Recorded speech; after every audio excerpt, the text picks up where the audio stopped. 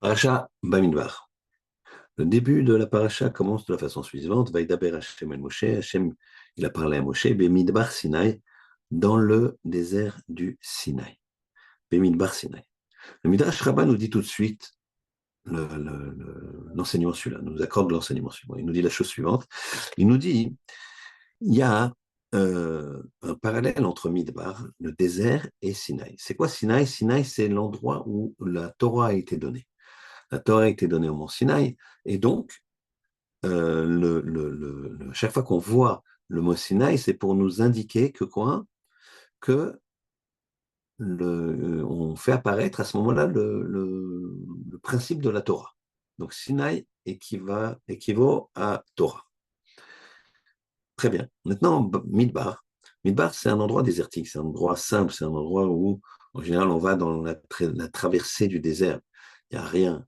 On n'est pas tellement en forme, entre guillemets. Traversée du désert, c'est-à-dire on se déconsidère, ou en tout cas, on ne se considère pas. Et donc, on a ces deux éléments qui sont l'un à côté de l'autre, ces deux mots, Bemidbar, donc vide, Sinaï, Torah. Et donc là, le Midrash Rabbah nous dit la chose suivante, pour acquérir la Torah, il faudra se rendre comme un Midbar. Par rapport à quoi? Par rapport à Kadosh Baruch Hu, par rapport à l'immensité de la Torah, l'immensité de ce principe que Kadosh Baruch Hu, il a créé un monde, il a donné un mode d'emploi. Ce mode d'emploi, c'est le Limud Torah. Et donc, la Torah, si on n'acquiert pas, on ne vit pas vraiment sa vie. Pour l'acquérir, il faut se considérer comme un Midbar, nous dit Midrash Rabbah. Donc, il faut considérer qu'on ne connaît rien, que vis-à-vis d'Hachem, on n'est rien, c'est-à-dire que par rapport à lui, il nous considère comme un monde, il nous aime, il nous dit, considère-toi comme si tu étais le monde entier, par rapport à une responsabilité que tu as. Mais d'un autre côté, il faut vraiment considérer qu'on ne connaît rien, rien, rien pour acquérir la Torah. Rav Grozovski pose une question. Il dit la chose suivante. Dans Pirkei Avot, au chapitre 6, Mishnah 6, il y a marqué 48 façons d'acquérir la Torah. 48 midot. Dans ces midot, il y a la modestie, mais qui est liée, on le voit bien dans cette Mishnah, là-bas, par une modestie vis-à-vis, une anava, donc vis-à-vis des autres. Être modeste par rapport aux autres. Avoir l'amour du prochain, reconnaître le prochain, être noséol bechavero, c'est-à-dire, quand je vois mon ami qui a des problèmes, je porte le joug également sur lui, pour lui, avec lui. Donc ici, il s'agit d'une anava qui est vis-à-vis de son prochain. Alors que dans le Passouk, le Midrash nous dit, il s'agit d'une anava vis-à-vis d'Hachem, par rapport aux connaissances. Alors, comment sont liés ces deux éléments? La modestie, la anava vis-à-vis d'Hachem, je ne connais rien.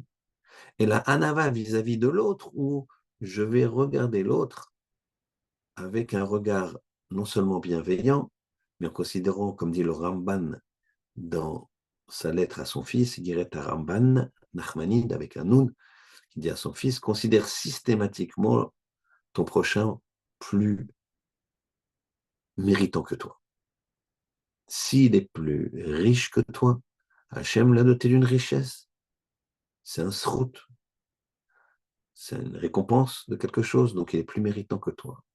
S'il est plus chacham que toi, alors là, évidemment, il connaît plus de Torah que toi, bon, alors évidemment qu'il est plus méritant que toi. Mais imagine que, dit le Ramban à son fils, tu es plus méritant, tu connais plus de Torah et tu es plus riche que lui.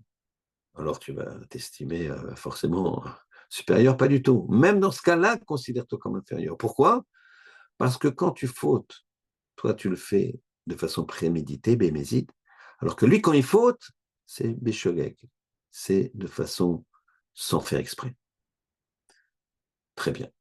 Donc, d'un côté, je dois avoir cette attitude vis-à-vis de l'homme, de l'autre côté, je dois avoir cette attitude vis-à-vis d'Hachem par rapport au fait d'apprendre la Torah. Alors, lequel faut-il privilégier, ou plutôt comment marche l'un avec l'autre? Puisque les deux, par deux sources différentes, nous disent que c'est ça qui va nous permettre d'acquérir la Torah. Je répète, Midrash Rabbah, il dit, il y a marqué Bemidbar Sinai, c'est comme on doit se considérer comme un désert, comme rien pour apprendre Sinaï la Torah. Et d'un autre côté, Pirkei Avot nous dit que si tu veux acquérir la Torah, il faut être modeste, notamment et essentiellement vis-à-vis des autres. Comment faire concilier ces deux enseignements? Deuxième question. On voit, hein, dès le départ de la paracha, que vont être attribués donc la deuxième année de la sortie d'Égypte, vont être attribués des drapeaux, des bannières à chaque tribu. Mais pourquoi attendre la deuxième année? Pour que chacun ait son drapeau. Dans la deuxième année, on a l'inauguration du Mishkan. Mais avant, ne fallait-il pas donner une spécificité à chaque tribu, avec leur drapeau et leur chemin complémentaire mais différent? Pourquoi attendre? Troisième question. Il est marqué comme ça que Seu et Rosh Kol Adam Ben Israël compte des membres. Donc tout de suite, dès le début de la paracha, le nombre des Bnei Israël. Donc je voulais le passouk. Seu et Rosh dénombre la tête, parce qu'on compte les têtes, on ne compte pas les gens. Les Bet Avotam, pardon, Kol Adam Ben Israël, toute l'assemblée des Bnei Israël, des fils d'Israël, des Juifs, les Mishperotam par leurs familles respectives, les Bet Avotam de paternelle, mais Mispar Shemot, dans Mispar le nom, le nombre, Mispar le nombre, Shemot des noms, Kol Zachar, tout mâle, donc du nom de Kol Zachar, du nom de tout mâle, de tout homme, les Golgolotam par crâne, mot à mot, parce qu'on comptait les crânes, on ne compte pas les personnes elles-mêmes. À cause du Haïnara, on parlera de ça une autre fois. En tout cas, ici, on voit Bemispar, le nombre des, comment dirais-je, le nombre de chaque tribu, donc le nombre total de la tribu. Shemot, Shemot, par nom de personne. Donc là, on a deux notions qui sont antinomiques. Mispar, c'est un global. Donc, global de la tribu fait tant et tant de dizaines de milliers. Très bien. Shemot, c'est le nom de chacun. Donc, le nom de chacun, de la tribu de Réhouven, ben, il va y avoir Shimon ben Réhouven, David ben Réhouven, toute la famille de Réhouven, tous ces éléments-là, tous ces individualités, ce sont des personnes que l'on va nommer une par une, afin de compter les Bnei Israël. Mais en même temps, tu me dis de compter le global. Donc, Mispar Shemot. Mispar, c'est un global, et Shemot, c'est individuel. Donc, c'est un Mispar ou c'est Shemot. Moshe Rabbeinu pouvait rentrer dans chaque tente, et d'ailleurs, c'est ce qui est dit plus loin, et il rentre, ce qui a été fait pour la tribu de Lévi, il rentre et il dit, il y a tant et tant et tant de personnes dans la tribu de Lévi, sans les compter. Et les autres, on les a comptés. Comment ça fonctionne? Très bien. Quatrième question.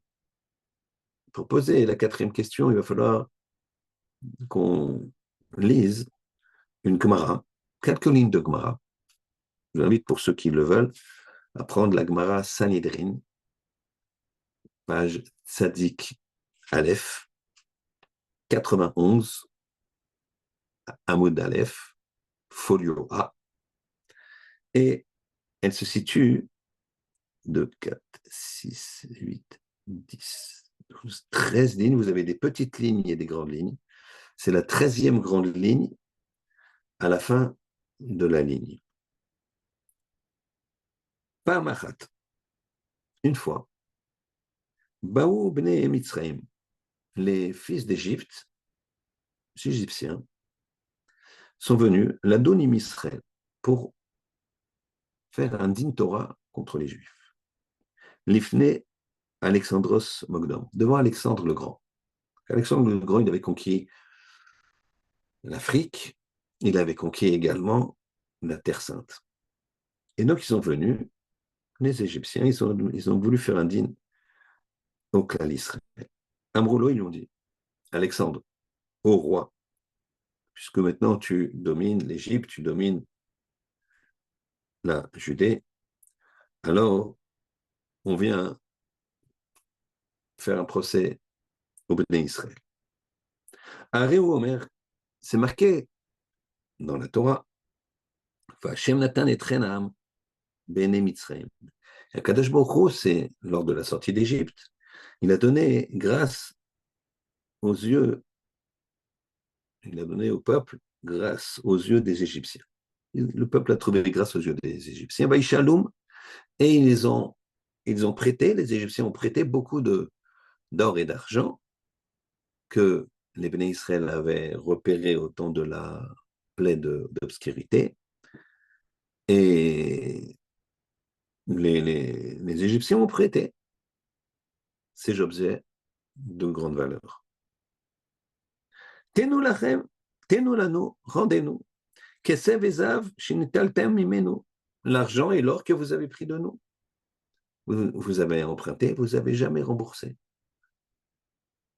Amar, donc attention, c'est une accusation grave, c'est pas une petite histoire. Là, l'enjeu, c'est que ça peut être des centaines, des milliers de millions même d'euros, de dollars, ce que vous voulez, à rembourser. Charge financière qui peut ne pas être supportée par le clan d'Israël. Donc, l'enjeu est très, très important. Les Chachamim sont très embêtés. Et voilà que il y a un homme qui se présente. Amar Gevia ben Psissa. C'est son nom. Gevia ben Psissa. La Chachamim ou Chachamim. Je vois que vous êtes embêtés, moi je vous propose quelque chose. Tenou les réchoutes, donnez-moi l'autorisation. Ve'elech, et je vais aller. Ve'adun imaem. Et je vais faire le jugement. Je vais donc défendre la cause du clan d'Israël. L'ifne à Alexandros, devant Alexandre. Les Chachamim sont très embêtés parce qu'ils voulaient envoyer quelqu'un de très, très, très, très haut. Alors ici, Kivia Ben Psissa, il n'est pas connu comme étant quelqu'un de très, très, très, très haut. Peut-être oui, peut-être non, mais en tout cas, c'est une énorme responsabilité. Et il leur dit, continue à dire au Chachamim, Im inatsruni, si me gagne, je suis vaincu, Amrou lahem, vous pourrez leur dire, ben, Idiot Shebanu Nitzartem, c'est un idiot, pas dans le sens idiot, mais c'est un homme simple que vous avez gagné. Attends, nous on va répondre. Vous avez accepté de vous faire, de répondre, d'accepter la réponse d'un homme qui s'appelle Givia Ben Psissa, mais c'est un homme simple. Nous, on va venir maintenant. Donc de toute façon, si jamais je suis battu, vous avez quand même une chance de vous défendre vous-même. Veimani Anatsar, mais si jamais je gagne, Otam, eux, Amrou Lahem, vous leur direz, Torah Moshe Rabbeinu Nitzrachtem. C'est la Torah de Moshe Rabbeinu qui a gagné, qui vous a gagné. Ils ont réfléchi, ils ont dit, c'est intelligent ce qu'il a dit. Maintenant, l'Orishut, ils lui ont donné l'autorisation. Ve'alach, il est parti. Ve'dani Mahem, et il a fait le procès contre eux. Amar Lahem, il leur a dit aux Égyptiens qui ont dit, bah, regardez, dans votre Torah, c'est marqué, vous avez emprunté, et vous n'avez jamais remboursé. Mais Ranatem Mevihin Reya, d'où vous apportez une preuve? D'où vous apportez une preuve? Amroulo, ils lui ont dit Minatora. On apporte une preuve de la Torah. Amar Lahem, Afani lo evi lachem ria ela min Torah. De même, moi, je ne vous amènerai uniquement une preuve que de la Torah. Puisque vous m'attaquez avec la Torah, moi, je vous réponds avec la Torah. Puisque c'est le chemin que vous avez choisi. C'est vous qui l'avez choisi, c'est pas moi. Vous avez valorisé la Torah est vraie, ok, d'accord. On est d'accord et j'accepte. C'est vrai qu'on a emprunté, qu'on n'a pas rendu. Mais je vous pose une question. C'est également marqué chez Neymar. Umoshav bene Israël, asher yashvu bene Mitzrayim. Et l'installation, entre guillemets, des Béné Israël, quand ils ont résidé en Égypte, c'était Shloshim Shana Verba Meot Shana, 430 ans. Et pendant de nombreuses années, pas les 430, mais de nombreuses années quand même, on a travaillé, on était asservis. Tenolanu, donc donnez-nous, Sachar, le salaire, Avoda Shel Shishim Ribo, de 600 000 personnes, chez Shiba Tem, que vous avez asservi et vous avez profité de leur travail. Bemitzrim en Égypte, Shloshim Shana, Verbameot Shana, 430 ans. Amer Laem Alexandre Mogdon. Alexandre leur a dit, c'est pas mal ce qu'il vous a dit. Et Chezirulo, Chouva, répondez-lui. Amroulo, ils ont dit, Tenulanu Zman, donne-nous un temps de réflexion. Shloshe Yamim, 3 jours. Alexandre Mogdon a accepté. Natan Laem Zman. Il leur a dit, vous avez 3 jours. Mais dans 3 jours, vous êtes là. Attention, vous devez répondre. Batko, ils ont cherché de tous les côtés. Velomatsu, Chouva. Ils n'ont pas trouvé de réponse. Et là, ils ont eu peur parce qu'on ne se moque pas de Alexandre Mogdon comme ça. Et ils se sont dit, on risque gros.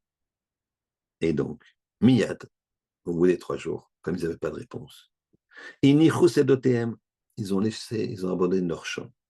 Keshen Zeroot, ils étaient ensemencés. Ramehem et leur kramim, leur vignes. Keshen et Tuot, elles étaient plantées. Ubachou, et ils se sont partis, ils se sont enfuis. Veotashana, et regardez la bracha comment elle est cette année-là. Shvit Aïta, c'était une année de 7e année, donc les béné Israël, ils n'avaient pas beaucoup à manger. C'était la 7e année. Mais ce qui est abandonné, ce qui a été cultivé par les goïs, il n'y a pas de problème. Et donc, ça a pu faire un grand gain pour tout le clan d'Israël, un grand bonheur, une grande joie dans le clan d'Israël. Et ça continue, c'est très intéressant là-bas, mais on se suffira de cet exemple-là.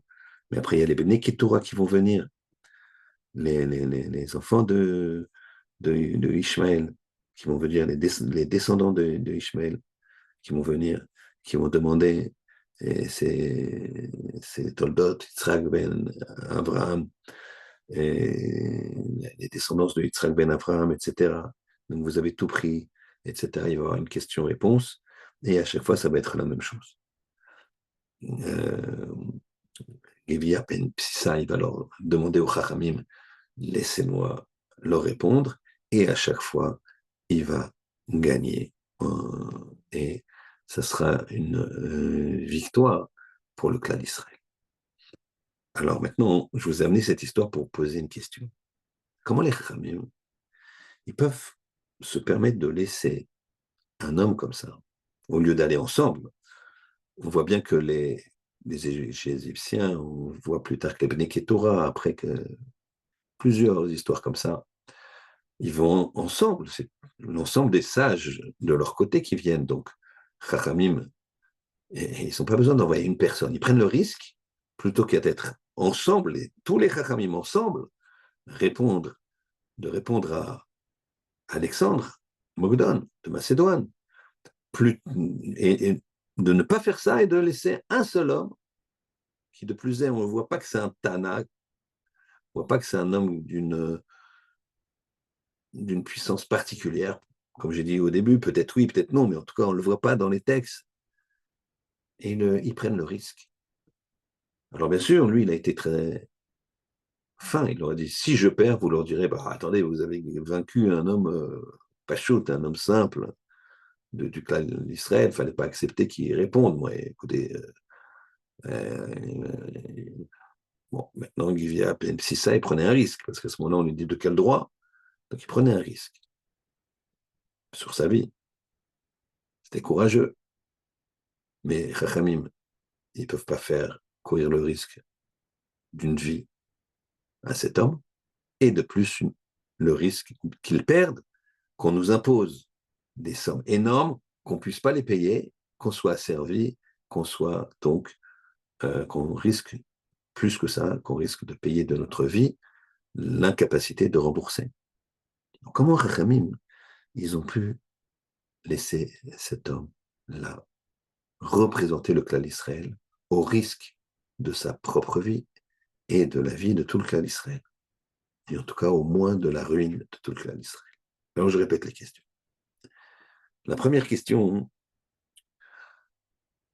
la paracha commence par Bamidbar Sinaï, Bamidbar Sinaï, dans le désert du Sinaï. D'un côté, le désert, c'est le vide, ça représente l'humilité. Sinaï, ça représente la Torah, pour nous dire qu'il faut avoir une grande humilité intellectuelle pour recevoir la Torah, pour acquérir la Torah, devenir Talmid Chacham.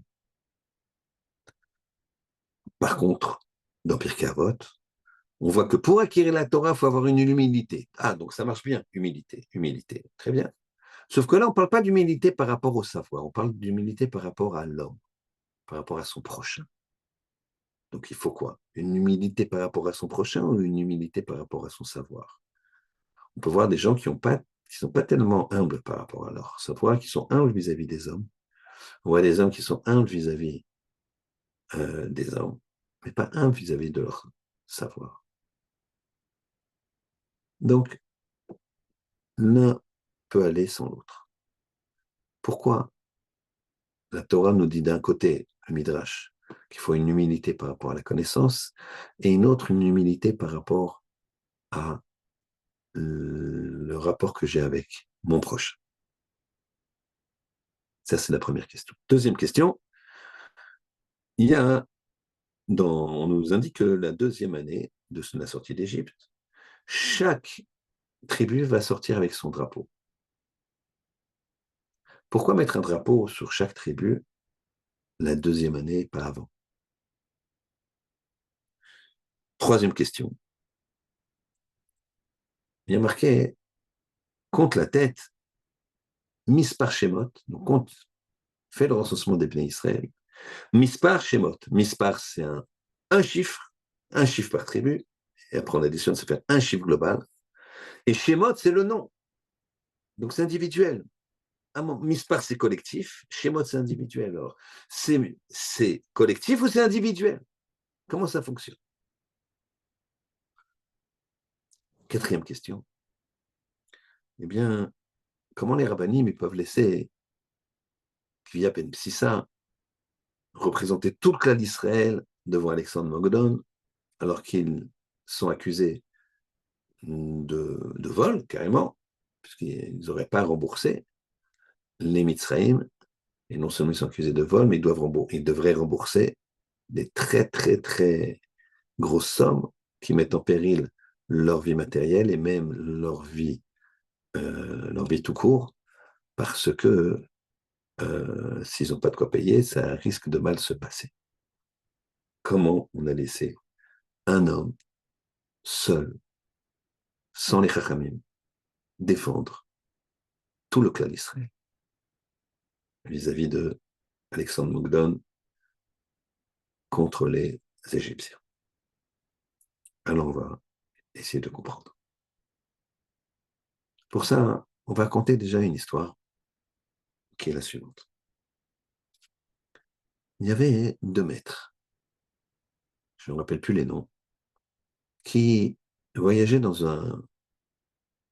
une diligence, dans un carrosse. Ils allaient dans une ville, je crois que c'était Varsovie. Ils discutaient entre eux. C'était deux très grands maîtres, les deux parmi les plus grands de la génération à l'époque. Voilà qu'ils entendent un brouhaha. Il ne restait plus qu'un quart d'heure pour arriver en ville.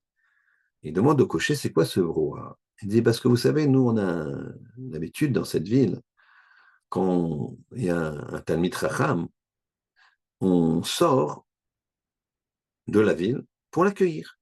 Et c'est toute la ville qui sort. Et donc là, la ville est venue accueillir Talmidei Chachamim. Voilà que la, la foule arrive, ils arrivent près de, ils chantent, ils dansent, et voilà que les notables de de la ville s'approchent de la calèche, la diligence, ils ouvrent la porte pour accueillir les maîtres, et voilà qu'il n'y a personne. Il n'y a personne. Et ils sont stupéfaits. Comment ça se fait qu'il n'y a personne? Ils ont dit au cocher, mais la missive que tu nous as envoyée, tu nous as fait savoir qu'il y avait des grands maîtres, Rav, un tel et un tel, qui devaient venir. Là, tu transportes personne. Il dit, mais si, ils étaient là. Ils viennent de me parler. Qu'est-ce qui s'était passé? Chacun des maîtres a pensé que lui-même n'étant rien, n'étant qu'un élève de Torah, et pas du tout un grand de la Torah, alors on venait honorer son ami. Chacun a pensé ça et vice-versa. Donc chacun, spontanément, est descendu pour se mêler à la foule et accueillir le Gadol. Il n'y avait pas de photo à l'époque. Donc c'est le cocher qui a reconnu. Il a dit, mais non, mais c'est lui Ravintel et c'est lui Ravintel. Et ils ont été obligés de remonter dans la diligence et de se faire acclamer comme il se doit. Et ce qui est intéressant, c'est que chacun ne pouvait pas imaginer que lui était Chacham, que c'était lui qu'on venait honorer. Ça, c'est une vraie anava. C'est la vraie modestie. S'il y avait eu un rapport de force entre ces deux rabbinim, eh bien, aucun ne serait descendu. Chacun aurait pensé que, d'accord, c'est bien ce que tu dis, ton opinion, elle est bien, mais la mienne est la meilleure. C'est ce qui s'est passé, on est en train de finir l'Homère, c'est ce qui s'est passé avec les élèves de Rabbi Akiva. Les élèves de Rabbi Akiva, ils étaient extraordinaires. Remarquez, ils ne se donnaient pas de kavod l'un à l'autre. Vous pensez qu'ils ne se levaient pas quand l'autre y venait, il prenait sa place. Pas du tout. Des gens qui savaient se conduire. Mais en termes d'enseignement, ils n'écoutaient pas l'autre. Il y a ton opinion, c'est la tienne. Vas-y, je t'écoute. D'accord. Mais moi, je pense ça. Et l'autre, oui, bon, d'accord, moi j'ai parlé, maintenant je t'écoute. Et en fait, il n'écoute pas. Il n'y avait pas suffisamment de Hanava pour faire le kavod de l'existence de l'opinion de l'autre. Et c'était ça le problème. Alors maintenant, ça veut dire que je comprends maintenant pourquoi la Hanava, la modestie, doit être très forte vis-à-vis de son prochain. Parce que je ne pourrais pas progresser si j'écoute pas mon prochain. Si je me cadre sur mon opinion et je dis, ça y est, j'ai réfléchi, je pense ça, ça bouge pas. Si c'est comme ça, alors tu peux pas être un grand. Tu peux apprendre beaucoup de choses. Tu peux connaître tout par cœur, ce que tu veux. Mais il y aura pas, la Torah ne sera pas ancrée en toi. Il faut savoir écouter l'autre, il faut savoir dire, je crois que tu as raison. Hein. Bah, tu sais, je me suis planté. Pourtant, ça fait des années que que je pensais à droite. Et toi, tu me dis que non, non, c'est à gauche. Eh ben, t'as raison. Incroyable. Merci beaucoup. Et ça doit être, un maître doit être capable de dire ça à un élève. Un maître doit être capable de dire ça à un élève débutant. Et parfois, un débutant, il a, tac, le mot qu'il faut. Sinon, c'est pas la peine. Ça, c'est la capacité d'écoute. Maintenant, vis-à-vis de l'acquisition de la Torah, il n'y a plus de personne en face de toi. Il n'y a plus personne en face de toi. Tu es avec ton livre. Tu es autonome. Alors, si il y a une prétention, oui, je sais ça, je l'ai déjà lu 10 fois, je ne vais pas le relire. Non, non, non. Il faut une modestie vis-à-vis de la Torah. C'est un océan. C'est un océan. Rabbi Akiba disait, en toute modestie, entre guillemets, vous allez comprendre. Si les cieux étaient un parchemin, la mer de l'encre, et de tous les bois du monde, on prend tous ces bois-là, on les coupe et on en fait des plumes pour écrire. Donc ça fait beaucoup ça fait des grandes masses. Eh bien, ça suffirait pas pour écrire tout ce que je connais de la Torah. Pour ça, je vous disais, modestie entre guillemets, mais il faut écouter la suite. Et ce que je connais dans la Torah, c'est une goutte d'eau dans la mer. Donc en même temps, il dit qu'il connaît quantité, mais en fait, qu'il connaît rien. Et si Rabbi Akiba n'avait pas ajouté, mais ce que je connais, c'est une goutte d'eau, c'est rien, eh bien, il ne pourrait pas connaître autant. La Torah n'aurait pas pu passer par lui à la mort de ses élèves. Il faut les deux. Il faut une réelle modestie. Quelqu'un qui a beaucoup de connaissances en Torah et qui va écraser l'autre, ça ne marche pas. Sa Torah, elle est de côté. Il y a un vrai problème. Il faut les deux. C'est pour ça que c'est marqué Bemidbar Sinaï. Kodesh Baruch Hu, il dit Bemidbar. Il faut que tu te considères comme rien. Sinaï pour acquérir la Torah. Mais en même temps, une des 48 façons d'acquérir la Torah, c'est la modestie par rapport à l'autre. De regarder l'autre, de prendre l'enseignement de l'autre. Là, on a répondu à la première question et on a un début de réponse pour les autres questions. La modestie, elle est nécessaire pour grandir. Si tu veux pas être modeste, si tu ne sais pas dire je ne sais pas, j'ai eu tort, je comprends pas, tu peux répéter. Attends, ça fait 3 fois que je te répète. Celui qui t'a enseigné, qui te dit ça, c'est pas très fin de sa part. Même si ça fait 3 fois, répète. Si t'enseignes, répète. Mais il t'a répondu comme ça. Ça fait 3 fois que je te répète. S'il te plaît, je voudrais comprendre. Bon, ok, alors concentre-toi bien là. Hein.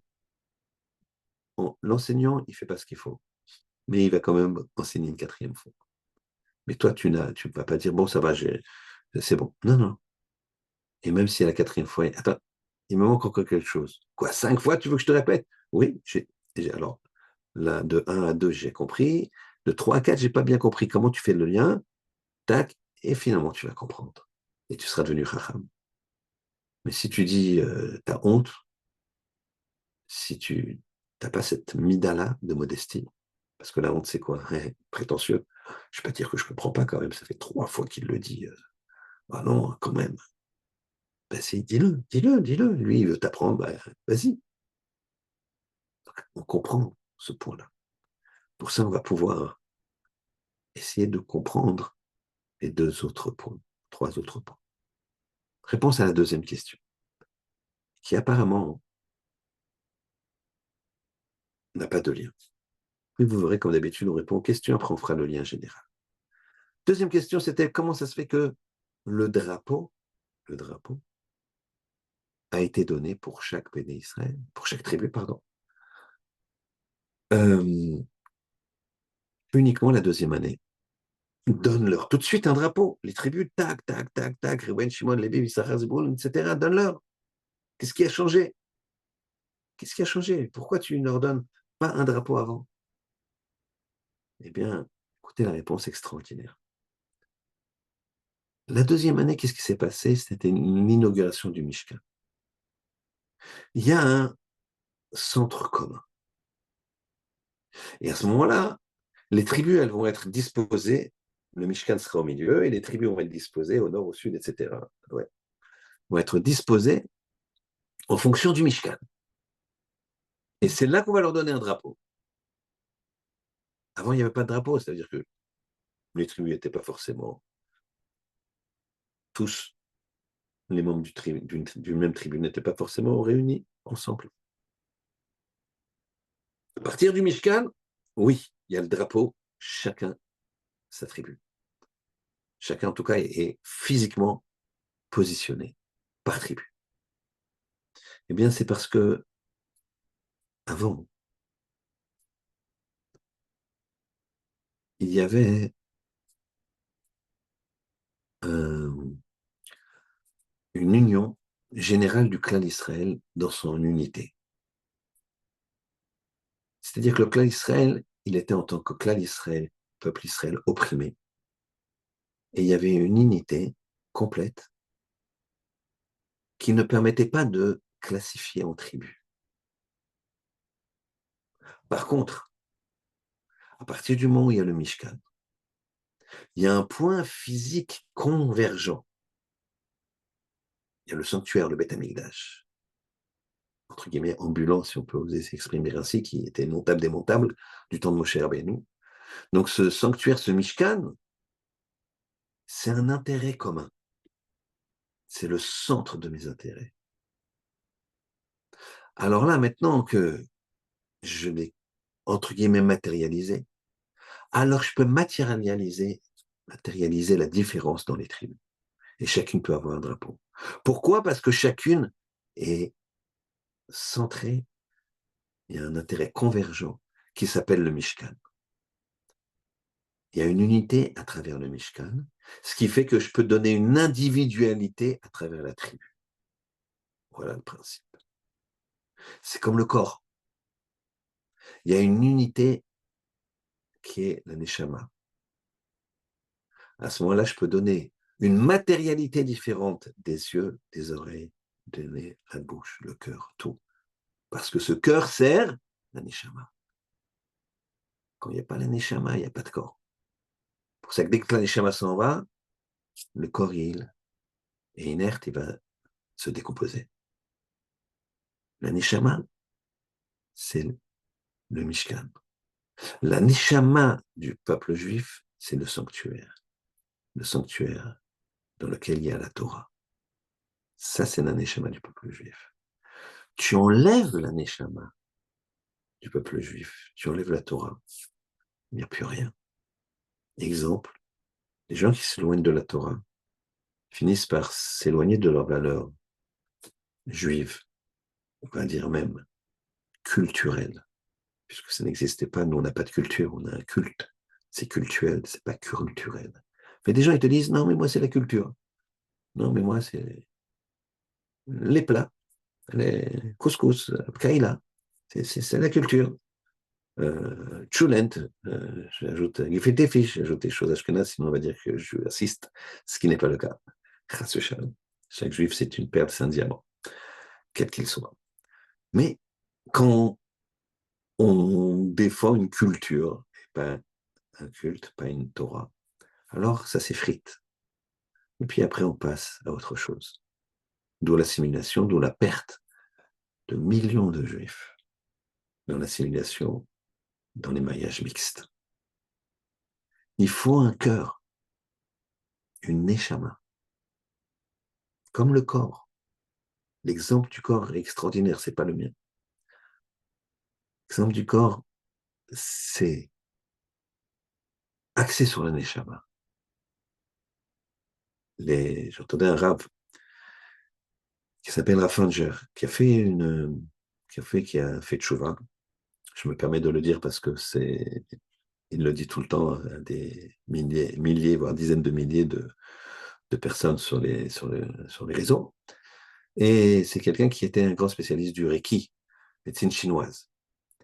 Et donc, après, il y a des symboles là-bas qui ne sont pas forcément les mêmes. Donc, ça fait, il a vu une brèche dans le Reiki, puisque le Reiki est soigné par des symboles japonais,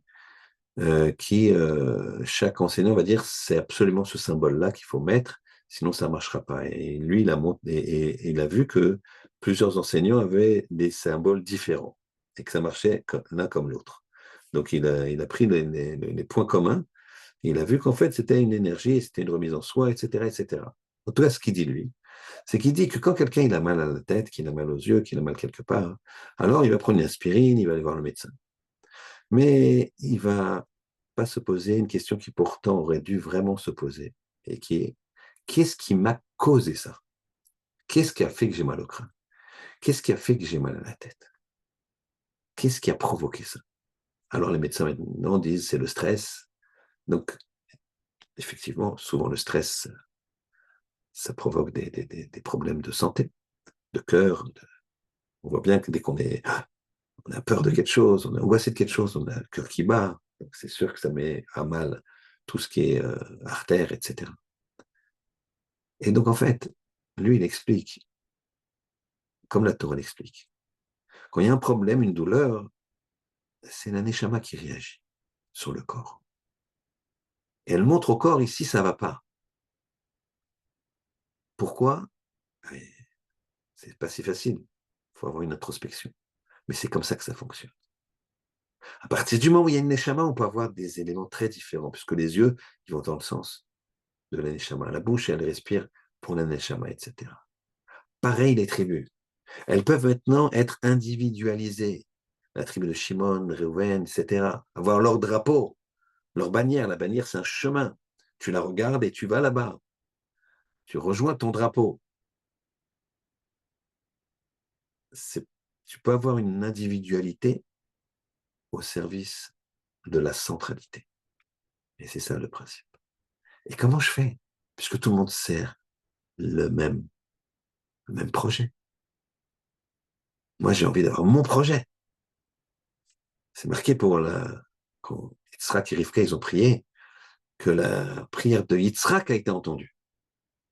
C'est marqué que Rachid nous dit parce que la tfila d'un tzaddik ben tzaddik, elle est plus forte que la tfila d'un tzaddik ben racha. Yitzhak, c'est le fils de Abraham, tzaddik ben tzaddik.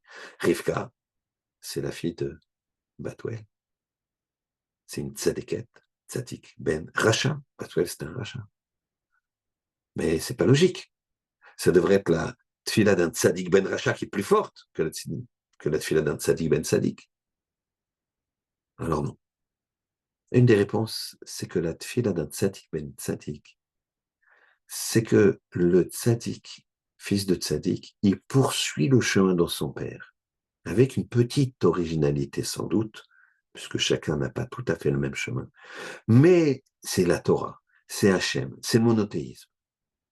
Il n'y a pas de projet nouveau. Le tzaddik ben Racha, elle a vu que son père c'est un Racha, que l'idolâtrie, les mœurs, tout ça, c'est zéro. Ça ne sent pas bon. C'est ça. Donc je trouve quelque chose, et c'est mon flambeau, c'est mon drapeau, c'est mon individualité. C'est moi qui ai trouvé. Tu as ce sentiment-là qui ne peut pas être absent, puisque c'est ton chemin. Personne ne t'a montré le chemin. Alors, c'est plus faible, parce que c'est ton drapeau. C'est facile de trouver un drapeau, de dire c'est mon chemin et je le défends à coûte que coûte. Par contre, le chemin de l'autre, Sadik Ben Sadik, je défends le chemin de l'autre. Si j'innove pas, eh ben, tu as plus de mérite. C'est pour ça que quand quand tout le clan d'Israël a été vers Akadosh Baruch Hu pour servir Hachem, mais il n'y a pas encore de centralité, il n'y a pas encore je ne peux pas faire une individualité. Pourquoi? Sur Terre, il n'y a pas. Une fois que le Mishkan est sur terre, alors je peux donner une différence matérielle. Parce que j'ai une centralité, entre guillemets, matérielle, qui s'appelle la Torah, qui est notre lien entre la matérialité et la spiritualité, le Ribbon Shalom. Hachem, il a créé le monde, il a donné un mode d'emploi qui s'appelle la Torah. On ne peut faire un lien avec Akadosh Baruch Hu qu'avec la Torah. Il n'y a pas d'autre possibilité. Quand les gens me disent non, moi je sens ça, et ben, c'est comme la Torah qui lui a mis ça, ou la Torah que son père a appris qui lui a mis ça, ou la Torah que son grand-père a appris qui lui a mis cette émona-là, cette croyance-là. Donc on a compris maintenant comment, une fois qu'il y a le Mishkan, je peux affubler chaque tribu d'un drapeau, d'une spécificité particulière, chacun la sienne. On va répondre de ce fait à la troisième question facilement. C'est pour ça qu'il y a marqué, quand il y a le troisième passouk, deuxième ou troisième passouk, c'est où élever, relever, compter le roche de tout Israël, la tête de tout Israël, mispar shemot, un compte global, shemot individuel. Comprends? On a une individualité à travers une globalité. C'est exactement la même idée que les drapeaux. En même temps, Kadosh Baruch Hu, il veut qu'il y ait une unité, mais il veut qu'il y ait une individualité dans le service divin. L'unité, ça doit être dans le service divin. On veut servir Hachem. Mais chacun va le faire à sa façon, à l'image de l'aneshama, dans le corps. Le corps, il veut servir l'aneshama. Alors regarde ce qu'il faut regarder. Baisse tes yeux quand il y a quelque chose de patsniout. Ouvre-les quand tu as un Talmud Racham ou quand tu as un enseignement de Torah. Les oreilles, c'est pareil. Bouche-les si c'est du Lachonara. Ouvre-les si c'est des paroles de Torah. La bouche, ferme-la, excusez-moi du terme, quand il s'agit de paroles qu'il ne faut pas dire. Ouvre-la quand il faut le dire. N'hésite pas à dire merci. N'hésite pas à dire je t'aime à ton fils, à ta femme, à tes parents. Il faut l'exprimer. Il faut l'exprimer. Une fois, il y a des parents qui sont venus me voir en me disant ça ne va pas du tout avec notre fils, est-ce qu'on peut venir vous voir avec lui? Et ça n'allait pas, il se rebellait, il y avait beaucoup de chutzpah. Et donc, on a discuté avec les parents, et puis après, j'ai pris le fils, seul. J'ai discuté avec lui, il avait la dent dure avec ses parents. Je me disais, il y a quelque chose qui fonctionne pas. Je lui ai dit, je suis pas du tout d'accord avec toi. Tes parents, ils s'investissent. Tes parents, ils font ça, ils font ça, ils font ça. Ils t'amènent loin dans une école. Bref. Je dis, ouais, mais ils font ça pour eux. Je dis, comment ils font ça pour eux? C'est plus pratique. Tout ce qu'ils font, leur vie serait beaucoup plus simple s'ils ne le faisaient pas. Et ça, je ne peux pas indéniablement dire que c'est pour toi. Il dit, oui, c'est vrai, sur le papier, mais ils m'aiment pas. Je dis, ah là, tu te moques de moi. Tu n'as pas vu comment là, ils sont tristes, comment tu te comportes, etc. Ils viennent, il faut une démarche. C'est facile, tu crois, d'aller voir quelqu'un pour essayer de régler ce genre de problème. D'ailleurs, je ne sais pas pourquoi ils sont venus me voir. Voilà, j'espère qu'Hachem me mettra les mots dans la bouche. Il m'a dit, non, non, il m'aime pas. Je lui dis, alors là, tu es de mauvaise foi. T'es de mauvaise foi. Ça, tu peux dire tout ce que tu veux, mais ça, t'es de mauvaise foi. C'est sûr qu'il t'aime. Alors, il m'est venu, c'est un cours, je ne me rappelle plus le Rav, c'est pas bien, je crois que c'est Rav Kaufman, qui disait qu'il fallait dire je t'aime. Il faut dire je t'aime. Et je me suis rappelé de ce cours et je lui ai dit, tes parents, ils te disent je t'aime. Il me dit non. Non, vous voyez. Je dis, mais c'est pas parce qu'ils te le disent pas qu'ils t'aiment pas.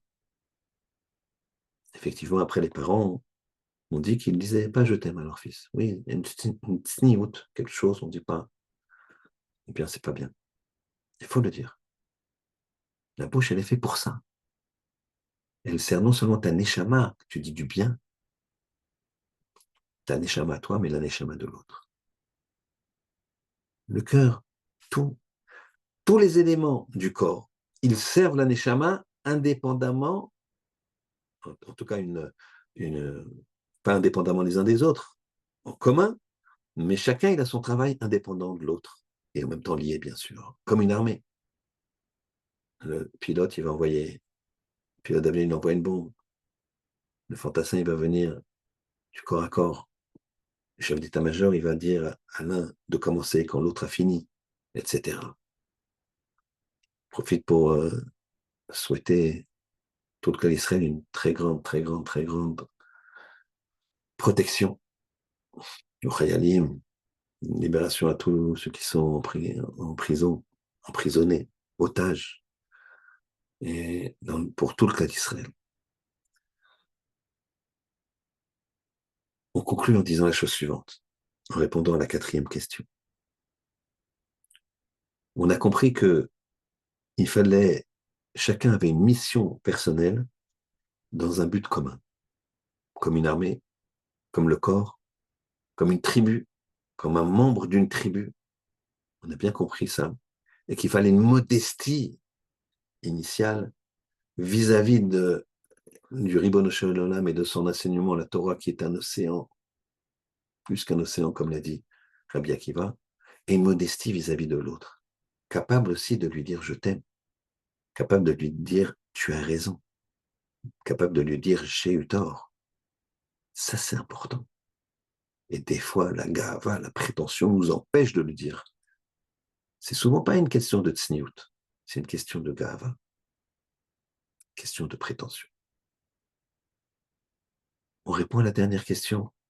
Givia Ben Psissa. Comment Chachamim, ils ont pu le laisser un homme seul face à Alexandre Mogdon? Tous les sages qui entouraient Alexandre Mogdon, qui était philosophe, courait tout le temps de ses maîtres, et aussi de ses maîtres égyptiens, qui ne sont pas non plus des gens idiots.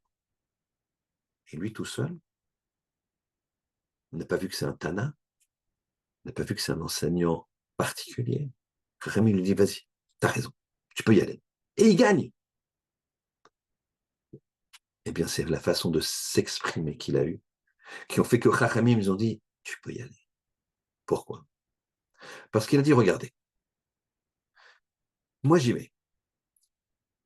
Si je suis battu, vous allez tout de suite venir voir Alexandre Mogdon et lui dire, écoute, tu ne peux pas nous juger là-dessus. Tu n'avais aucun des maîtres. Regarde, ça c'est un petit monsieur. Donc c'est quelqu'un de quelconque chez nous. Viens, nous on va te donner une réponse. Et si je ne suis pas battu, je gagne. Et vous leur direz, c'est la Torah qui a fait gagner. C'est pas moi qui ai fait gagner, c'est la Torah qui a fait gagner. Si je suis vaincu, vous leur direz, je suis bidon. Même si ça, c'est un petit monsieur. Dites-leur, je suis bidon. Et si je gagne, c'est pas lui leur dire, ah, tu vois, comment il est, un de chez nous. Vous leur direz, c'est la Torah. Moi, je suis rien, c'est la Torah. Chachamim, ils ont dit, puisque cet homme-là, il est capable de dire des choses comme ça, de se considérer comme rien, du début jusqu'à la fin, qu'il perde ou qu'il gagne, à ce moment-là, on peut l'envoyer. C'est-à-dire qu'il a la hanava vis-à-vis des hommes, vis-à-vis d'Hachem. S'il répond bien, c'est la Torah. S'il répond mal, c'est lui. Il faut savoir à Botaï. C'est une très très grande leçon. Quand tu réussis quelque part, dis merci Hachem, tu m'as fait réussir. Merci Hachem. Quand tu rates, tu dis excuse-moi Hachem, j'ai raté. C'est moi qui ai raté. Tu m'as amené presque au succès. J'avais un demi-pas à faire, un demi-pas à avancer. Tu m'as amené tout. Et ce demi-pas, j'ai pas su le faire. C'est moi. Quand ça marche pas, c'est toi. Quand ça marche, c'est Ribono Shel Olam. C'est ça la leçon de Bamidbar. C'est un Bamidbar complet. Qu'Hachem y fasse qu'on puisse, en étant, se considérant comme un désert, vis-à-vis de Hachem, de la Torah, des hommes, et bien qu'on puisse grandir et servir Hachem le plus possible, tel qu'il nous le demande. Shabbat Shalom.